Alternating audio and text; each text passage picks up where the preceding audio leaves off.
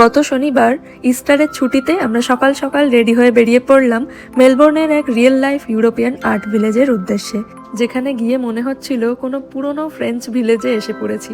মেলবোর্নের এই hidden European ভিলেজে গিয়ে আমরা কি দেখলাম, কি করলাম, সেই সব কিছুই তোমাদের সাথে শেয়ার করব আজকের ভিডিওতে। সাথে থাকছে মেলবোর্নের সবচেয়ে ফেমাস ক্রসেন্ট্রিতে ক্রসেন্ট খাওয়ার অভিজ্ঞতা, যাকে দ্য নিউ ইয়র্ক টাইমসে ওয়ার্ল্ডস বেস্ট ক্রসেন্ট বলে উল্লেখ করা হয়েছিল। আজ সেখানকারই ক্রসেন্ট খেয়ে দেখব যে সত্যিই এতটাই ভালো নাকি ওভার হাইপড। তাহলে শুরু করা যাক। নমস্কার, ভিনদেশি বং বিউটির আরেকটা নতুন ব্লগে তোমাদের সবাইকে স্বাগত জানাই। Good morning. আজকে আমরা সকাল সকাল উঠে পড়েছি, একটা জায়গায় ঘুরতে যাব, ডে ট্রিপেই, এবং পাবলিক ট্রান্সপোর্টেই যাব। মেলবোর্নে এখন ইস্টারের ছুটি চলছে, তার উপর তেলের দাম বেড়ে যাওয়ায় সরকার 1 মাসের জন্য সব রকম পাবলিক ট্রান্সপোর্ট ফ্রি করে দিয়েছে জনগণের জন্য। আপাতত একটু দেরি হয়ে গেছে, আর তাড়াতাড়ি রেডি হব, তার আগে অল্প সামান্য কিছু ব্রেকফাস্ট করে নেব। তো চলো, যেতে যেতে কথা হবে। রেডি হয়ে বেরিয়ে পড়েছি, আমাদের লিফটটা চলে এসেছে। প্রথমে আমরা কিছু খেয়ে নেব, তার জন্য চলে এসেছি লুনে। এটা মেলবোর্নের সবচেয়ে ফেমাস ক্রসেন্ট্রি। সিবিডিতে লুনের প্রথমে একটাই আউটলেট ছিল এবং সেটাতে প্রচণ্ড ভিড় হতো। এটা আমাদের বাড়ির একেবারে পাশে একটা নতুন আউটলেট খুলেছে, তো এখানেও দেখতেই পাচ্ছ কি পরিমাণে লাইনটা লেগেছে। দোকানটা বেশ বড়, মানে ভেতরে অনেকটা জায়গা রয়েছে। হ্যাঁ, বসার জায়গা তুলনামূলকভাবে কম, তবুও কিছু কিছু বসার জায়গা খালি রয়েছে, কারণ বেশিরভাগ লোকজনই টেকঅ্যাওয়ে নিয়ে নেয়। লুন ক্রসেন্ট্রির খ্যাতি নিয়ে নানা রকম বিতর্কও রয়েছে, কারণ আমরা সবাই জানি এবং শুনেছি যে পৃথিবীতে সবচেয়ে ভালো টেস্টি ক্রসেন্ট পাওয়া যায় ফ্রান্সে, এবং এই ব্যাপারে কোনো ডাউট নেই। সেই জায়গায় দাঁড়িয়ে অস্ট্রেলিয়ার একখানা ক্রসেন্ট্রি যে কিনা নিউ ইয়র্ক টাইমসে এত প্রশংসিত হলো, তাই সবার মনের মধ্যেই ওই কৌতূহলটা থাকে যে এতই কি ভালো, আর যেখানেই কৌতূহল সেখানে বিতর্ক। যাই হোক, ওদের দোকানে যা যা ক্রসেন্ট পাওয়া যায় সেই সব কিছু এখানে একটা করে রাখা রয়েছে, এবং তার দাম, নাম সব কিছুর লেখা রয়েছে, এবং প্রত্যেকটা খাবার দেখতে বেশ লোভনীয়। কৌস্তব আর হিরকদা যেহেতু এখন কফি খাবে, তাই তার সাথে নিয়েছে ট্র্যাডিশনাল ক্রসেন্ট, আর আমি নিয়েছি হ্যাম অ্যান্ড গ্রুয়ের। কোনটার কেমন দাম নিল সেটা স্ক্রিনে মেনশন করে দিচ্ছি। আর টেকআওয়ের জন্য আমরা আরও 3টে ক্রসেন্ট নিয়েছি, 3জনের পছন্দ মতো। সেটা আমরা ওখানে গিয়ে যখন পিকনিক করব ওখানে বসে খাবো, তাই তার নাম, দাম, ডিটেলস তখনই শেয়ার করব। যেমনি টেক্সচার তেমনি কোয়ালিটি, তেমনই তার টেস্ট। খাবারটা খাওয়ার পরেই বুঝলাম যে কেন লুনের ক্রসেন্টের এত নাম। যাই হোক, খাওয়া দাওয়া সেরে টেকআওয়ের প্যাকেট নিয়ে এবার আমরা চলে এলাম সাউদার্ন ক্রস স্টেশনে। এখান থেকে আমরা ট্রেন ধরে যাব এলথাম, এবং 20 মিনিট পরই এলথাম যাওয়ার ট্রেন রয়েছে। আমাদের একদমই বেশি ওয়েট করতে হয়নি, স্টেশনে চলে আসার 2-3 মিনিট পরেই ট্রেন চলে এসেছে। আমাদের আজকের গন্তব্যস্থল মন্টসালভার্ট যেতে আমাদের সময় লাগবে 1 ঘন্টা 27 মিনিট। সাউদার্ন ক্রস থেকে আমরা ট্রেনে উঠেছিলাম, 23খানা স্টপ পার করে আমরা নামবো এলথামে। সুন্দর একটা ট্রেন জার্নি শেষ করে আমরা নেমে পড়লাম এলথাম স্টেশনে। এবার স্টেশন থেকে বেরিয়ে 582 নম্বর বাসে উঠে পড়ব। আজকে ট্রেন বাস দুটোর ক্ষেত্রেই টাইমিংটা খুব ভালো ছিল, একেবারেই অপেক্ষা করতে হয়নি, স্টেশনে আসতে না আসতেই পেয়ে গেলাম। তো আমরা 582 নম্বর বাসে উঠে পড়েছি। 4টে স্টপ পার করে আমরা নেমে পড়লাম রকক্লিফ স্ট্রিটে। এবার এখান থেকে 5 মিনিট হাঁটা দিলেই পৌঁছে যাব মন্টসালভার্ট। যাওয়ার পথে কয়েকখানা এত সুন্দর বাড়ি দেখলাম, আর পথটাও বেশ নিরিবিলি, পাখিদের কিচিরমিচির রয়েছে যদিও, কিন্তু সেটা ভালোই লাগছে। আর ওয়েদারটা আজকে এত ভালো, রোদ ঝলমলে ঝকঝকে একটা দিন, সবকিছু যেন আরো একটু বেশি ভালো লাগছে। তাই জন্য হাঁটতে হাঁটতে পৌঁছে গেলাম মন্টসালভার্ট, আর ঢুকেই মনে হলো জায়গাটা বেশ বড়। এবার ভেতরে ঢোকার জন্য আমাদেরকে টিকিট কাটতে হবে, তাই লাইনে দাঁড়িয়ে পড়লাম।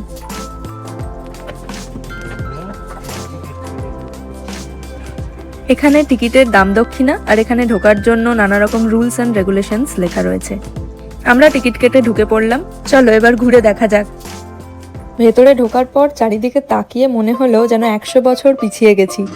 1934 সালেই মন্টসালভার্ট তৈরি হয়, এবং জানলে অবাক হবে প্রত্যেকটা বিল্ডিং কিন্তু ম্যানুয়ালি বানানো হয়েছিল, কোনো রকম মডার্ন মেশিন ছাড়া। ক্লে, স্টোন, মেলবোর্নের পুরনো বিল্ডিং এর রিসাইকেলড ম্যাটেরিয়ালস দিয়ে এখানকার আর্টিস্টরা নিজেরাই এই জায়গাটা বানিয়েছিলেন, এবং প্রায় 90 বছর ধরে আর্টিস্টরা এখানে কাজ করছে।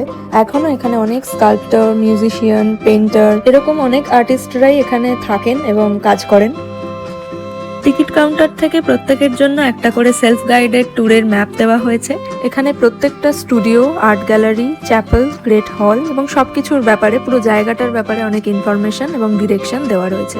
এবার ওই সেলফ গাইডেড ট্যুরটা অনুসরণ করে আমরা জায়গাগুলো ঘুরে দেখব।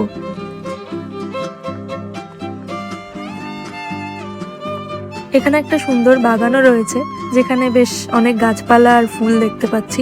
তবে আরো একজন আছে এখানে যে আমাদের সবার খুব চেনা, এই যে আমাদের ন্যাশনাল বার্ড, তার অফুরন্ত চোখ ধাঁধানো গ্ল্যামার নিয়ে ঘুরে বেড়াচ্ছে। পাশেই একটা গোলাপ ফুলের গাছ দেখে থমকে গেলাম, কি সুন্দর আর ইউনিক ফুলটা।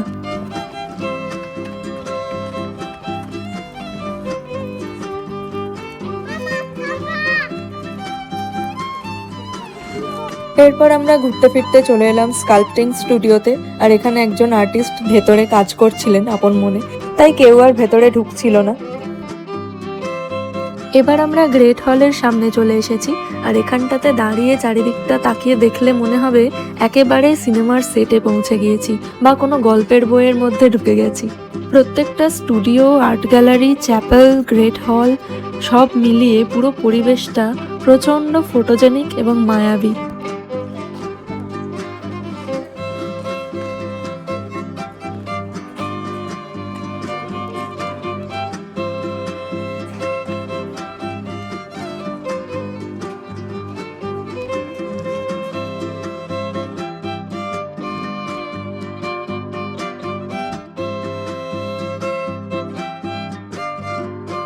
বাইরে থেকে তো জায়গাটা খুবই সুন্দর, এমনকি ভেতরে ঢোকার পর আমি আরো বেশি করে জায়গাটার ফ্যান হয়ে গেলাম।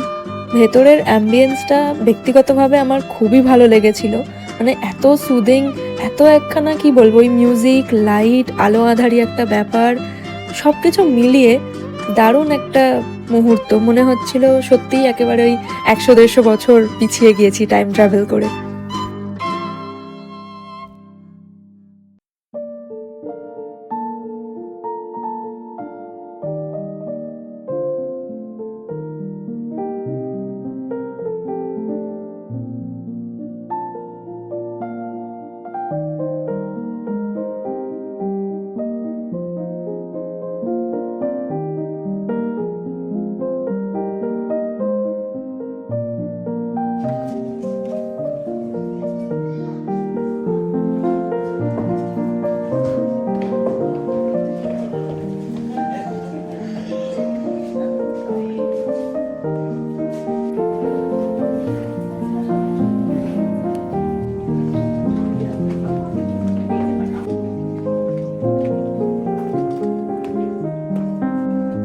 আমার মতন তুমিও যদি ওল্ড ওয়ার্ল্ড চার্মের ফ্যান হও, তাহলে এই জায়গাটা তোমার অসাধারণ লাগবে। এবার আমরা চ্যাপেলের দিকে হাঁটা দিলাম।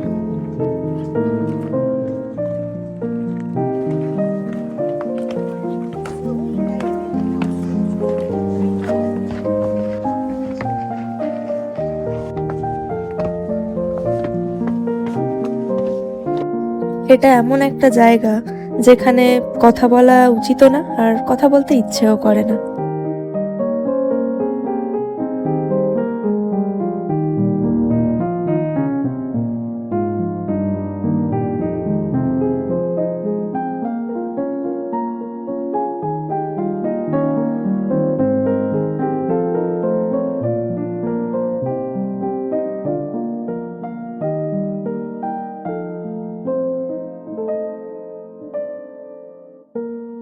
পুরো জায়গাটার মধ্যে অদ্ভুত একটা শান্তি আছে, অদ্ভুত একটা মায়া আছে, আর লোকজনও কম, একদমই ক্রাউডেড নয়।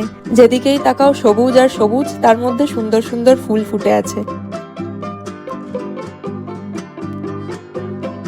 আজ এখানে একটা আর্ট এক্সিবিশন রয়েছে, আমরা এখন সেখানেই যাচ্ছি।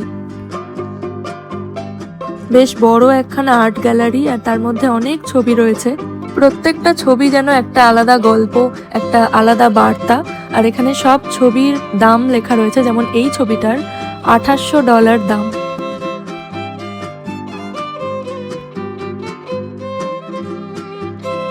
প্যাস্টেল, অয়েল, ওয়াটার, অ্যাক্রিলিক, এরকম নানা রকম কালার দিয়ে এই ছবিগুলো তৈরি হয়েছে।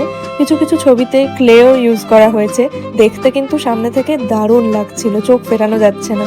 আমি তো খুব খুঁটিয়ে খুঁটিয়ে প্রত্যেকটা ছবি দেখছিলাম, অনেকটা সময় লেগে গেছে।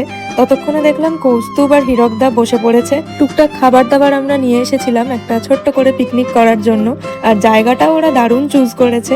তো এখন হালকা কিছু খেয়ে নেব। রয়েছে লুনের croissant, chips, soft drinks, crackers, আর একটা ডিপ নিয়েছিলাম আমরা ক্র্যাকার্সের সাথে, বিটরুট ডিপ, বেশ হেলদি বাট টেস্টি ডিপটা। আর ব্লুবেরি মাফিনও রয়েছে। সকালে লুনে বসে খাওয়ার পর টেকআওয়ের জন্য আমরা আরো 3খানা ক্রসন কিনে নিয়েছিলাম, সেগুলোই এখন খাবো। তো কৌস্তুভ নিয়েছিল আমন্ড, হীরকদা নিয়েছিল চক হট ক্রস ক্রাফিন, আর আমি নিয়েছিলাম ফ্রুট হট ক্রস ক্রাফিন। এবং আরো একবার তিনজনেই মুগ্ধ হয়ে গেলাম লুনের ক্রসনের স্বাদে। এলথাম স্টেশনের কাছে একটা রেস্টুরেন্ট আমরা পছন্দ করেছিলাম যে লাঞ্চ করতে যাব, কিন্তু ক্রসনগুলো খাওয়ার পর বোঝা গেল যে বেশ ভারী ছিল, সাথে মাফিন, ক্র্যাকার, ডিপ আর চিপস এসব তো ছিলই। তো এসব খেয়ে দেখলাম আমাদের পেটটা বেশ ভরে গেছে, তাই ভাবলাম বাকি সময়টাও এখানেই কাটাই, বেশ ভালোই লাগছে। এখন আমরা অন্য আর একখানা আর্ট গ্যালারিতে চলে এলাম, এবং তোমরা হয়তো দেখে বুঝতে পারছো যে প্রত্যেকটা গ্যালারির জিনিসপত্র, ডেকোরেশন, ভাইব সব কিছু কিন্তু আলাদা।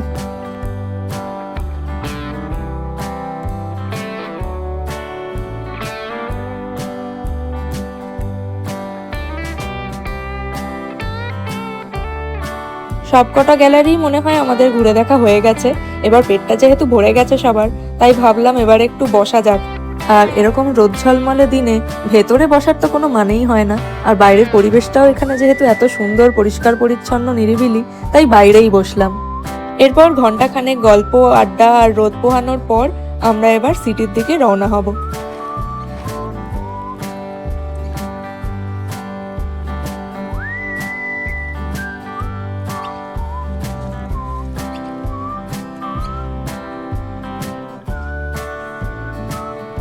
আমার মতে মন্টসালভাট শুধু একটা ঘোরার জায়গাই না, এটা আর্ট, হিস্ট্রি আর ইমাজিনেশনের একটা পারফেক্ট মিক্স।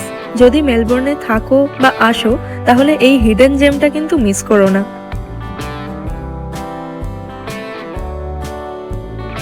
ব্যাস, এবার আমাদের বাড়ি ফেরার পালা।